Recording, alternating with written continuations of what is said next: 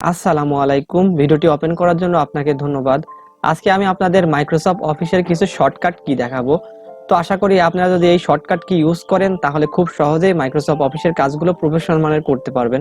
ওকে, চলুন শুরু করা যাক। তো ভিডিওটি শুরু করার আগে আপনার কাছে একটাই রিকোয়েস্ট থাকবে, দয়া করে লাইক করুন একটা এই ভিডিওটিতে। আপনার একটা লাইকের জন্যই আমার চ্যানেলটা সামনের দিকে গ্রো করবে। চলুন তাহলে শুরু করা যাক। তো বন্ধুরা, প্রথমে আমরা দেখতে পাচ্ছি ওপেন এ ডকুমেন্ট। এটার জন্য আমরা কন্ট্রোল ও প্রেস করব।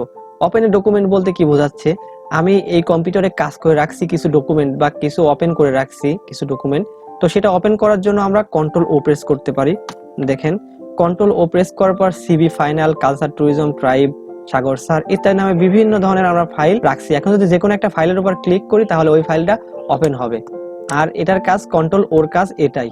আশা করি বুঝতে পারছেন। তো দ্বিতীয়টাতে আমরা দেখতে পাচ্ছি control plus N. Control plus N বলতে আপনারা যখন নতুন একটা ডকুমেন্ট তৈরি করবেন তখন এটা ব্যবহার করা হয়। যদি আমি প্রেস করি কন্ট্রোল এন, দেখতে পাচ্ছেন আমাদের কিন্তু নতুন একটা ডকুমেন্ট অটোমেটিক্যালি তৈরি হয়ে গেছে। তো আপনারা এটার মাধ্যমে কন্ট্রোল এন এর মাধ্যমে নতুন একটা ডকুমেন্ট তৈরি করবেন। তো আমি এটা কেটে দিচ্ছি। এখন সেভ দ্য ডকুমেন্ট। এখন কন্ট্রোল এস যদি আমরা প্রেস করি তাহলে কি হবে, মনে করেন আমরা এটা কাজ করে রাখছি। তো এখন আমরা সেভ করতে চাচ্ছি। সেভ করার জন্য আমরা কন্ট্রোল এস প্রেস করব। এস প্রেস করার পর দেখেন এখানে যে ব্রাউজ ক্লিক করি, ক্লিক করার পর এখানে যে এক্সটেনশন আসে ওয়ার্ড ডকুমেন্ট, সেভ দিলে এই ফাইলটা আমাদের সেভ হয়ে যাবে। তাহলে কন্ট্রোল এস এর কাজ ফাইলটা সেভ করার জন্য আমরা কন্ট্রোল এস ব্যবহার করতে পারি। তো আশা করি বুঝতে পারছেন। তারপরে আছে ক্লোজ দ্য ডকুমেন্ট। সাপোজ আমি এখন আর এই কাজ করতে চাচ্ছি না এই ডকুমেন্টটার, বা এইটুকু কাজ করার পর আমার ক্লান্ত হয়ে গেছে, এখন আর করবো না, এটা কেটে দেবো।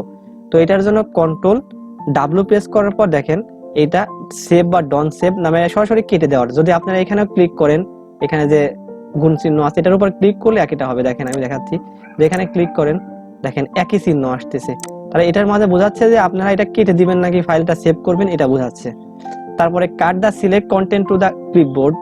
এখন সাপোজ আমি এইটা সিলেক্ট করলাম, সিলেক্ট করার পর যদি আমি একটু কাটতে চাই, শুধুমাত্র এটুকু কাটবো, এই জন্য কন্ট্রোল এক্স প্রেস করলে সাথে সাথে কিন্তু এটা আমাদের কেটে যাবে।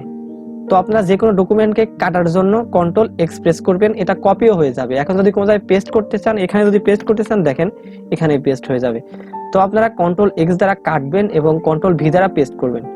এখন copy the select content to the clipboard, control C. এখন আমরা কন্ট্রোল সি দিয়ে কি করতে পারি, কন্ট্রোল সি দিয়ে কপি করা। এখন যদি আমি এইটুকু সিলেক্ট করি, সিলেক্ট করার পর কন্ট্রোল সি যদি প্রেস করি তার সাথে সাথে কিন্তু এটা আমাদের কপি হয়ে যাবে। তো এখন যদি আমরা এখানে পেস্ট করতে চাই কন্ট্রোল ভি দ্বারা পেস্ট করলে কিন্তু সাথে সাথে এখানেই পেস্ট হয়ে যাবে। আপনি যেখানে মাউসের কার্সার রেখে কন্ট্রোল ভি প্রেস করবেন সাথে সাথে ওখানেই সিলেক্ট হয়ে যাবে। তো আমি এটা কেটে দিচ্ছি। তো এটা আশা করি পারবেন। কারণ paste the content of the clipboard, আমি একটু আগে যেটা বুঝালাম যে ওটা দ্বারা কপি করবেন আর কন্ট্রোল ভি দ্বারা পেস্ট করবেন। যদি পেস্ট কন্ট্রোল ভি পেস্ট করেন তাহলে যেটা কপি করলেন এখানে এটা শো হবে আর কি। আশা করি এটা পারবেন। এখন কন্ট্রোল এ, এটা একটা চমৎকার শর্টকাট। কন্ট্রোল এ তে বোঝাচ্ছে যে আপনারা সবকিছু সিলেক্ট করবেন এক ক্লিকে। যদি আমি কন্ট্রোল এ প্রেস করে দেখেন প্রত্যেকটা লাইন কিন্তু আমাদের সিলেক্ট হয়ে গেছে। তো আপনারা পুরো ডকুমেন্টকে সিলেক্ট করার জন্য কন্ট্রোল এ প্রেস করবেন। এখন যদি কন্ট্রোল বি দেই, দেখেন applying bold formatting or text. মনে করেন সাপোজ আমরা এটাতে সিলেক্ট করলাম, সিলেক্ট করার পর এখন যদি কন্ট্রোল বি দেই, দেখেন কন্ট্রোল বি মানে এটা সরাসরি বোল্ড হয়ে গেল। কন্ট্রোল বি দ্বারা আপনারা যে কোনো টেক্সটকে বোল্ড করবেন। তারপরে কন্ট্রোল আই, তাহলে কন্ট্রোল আই এর কাজ কি, আবার আপনারা একটু সিলেক্ট করলাম। কন্ট্রোল যখনই আই প্রেস করবেন সাথে সাথে এটা ইটালিক ফরম্যাটে তৈরি হবে, মানে একটা ব্যাকআপ একটা সিস্টেম আছে না, ওইটা তৈরি হবে। তো আশা করি আপনারা এই কন্ট্রোল আই দিয়ে ইটালিক করতে পারবেন। কন্ট্রোল ইউ, যদি আপনারা কোনো লাইনের মাঝখানে আন্ডারলাইন করতে চান মানে নিচে, তাহলে আপনারা কন্ট্রোল ইউ প্রেস করবেন, সাথে সাথে দেখতে পাচ্ছেন এখানে কিন্তু একটা আন্ডারলাইন তৈরি হয়েছে। তো আশা করি এটা করতে পারবেন কন্ট্রোল ইউ দ্বারা।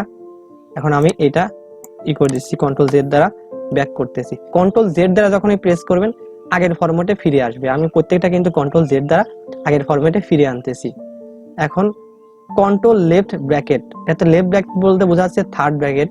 Control plus left third bracket যদি আপনি প্রেস করেন তাহলে এই সাইজটা একটু ডিক্রিজ হয়ে যাবে, মানে কমে যাবে। যদি আমি দেখেন এটা সিলেক্ট করতেছি, এখন কন্ট্রোল লেফট ব্র্যাকেট যদি আমি প্রেস করে দেখেন এর সাইজ কিন্তু একটা ডিক্রিজ হয়ে গেছে, মানে একটা সাইজটা কমে গেছে। ফন্টের সাইজ মনে করেন আগে 12 ছিল, এখন 11 হয়ে গেছে। তো আশা করি এটা করতে পারবেন। কন্ট্রোল জেড প্রেস করে আবার ব্যাকে আসতেছি।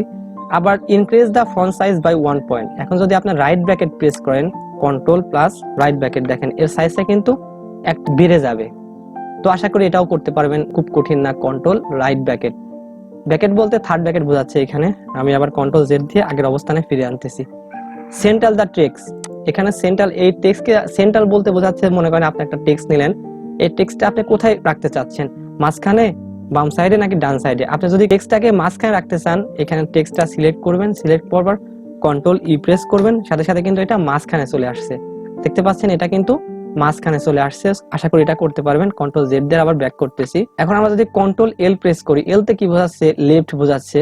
তো যদি আমি এটা সাপোজ সিলেক্ট করলাম, এখন কন্ট্রোল এল প্রেস করার সাথে সাথে কিন্তু এটা অ্যালাইন হবে লেফটের দিকে। তো পরেরটা দেখতেছি align to the text to the right.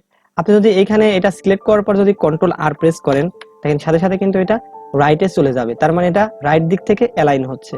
আমি এবার নিয়ে আসলাম ক্যান্সেল কমান্ড।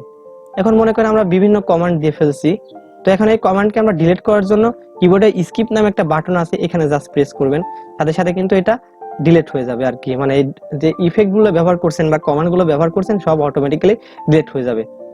এখন সাপোজ কন্ট্রোল জেড যদি প্রেস করেন, এটা আমরা দেখলামই তো, এত সময় আপনাদের দেখালাম যে একটা কাজ ভুল করছেন, তো এখন ভুল করার পর এই কাজটা আমরা প্রিভিয়াস ভার্সনে ফেরত যাবে। সাপোজ আমি এটা ডিলিট করে দিলাম, ব্যাক প্রেস করে ডিলিট করে দিলাম। তো এখন আমরা এই টেক্সটটাকে আবার আনবো, তাহলে আনার জন্য আমরা কি প্রেস করব, কন্ট্রোল জেড প্রেস করব, সাথে সাথে কিন্তু আমাদের এটা চলে আসবে।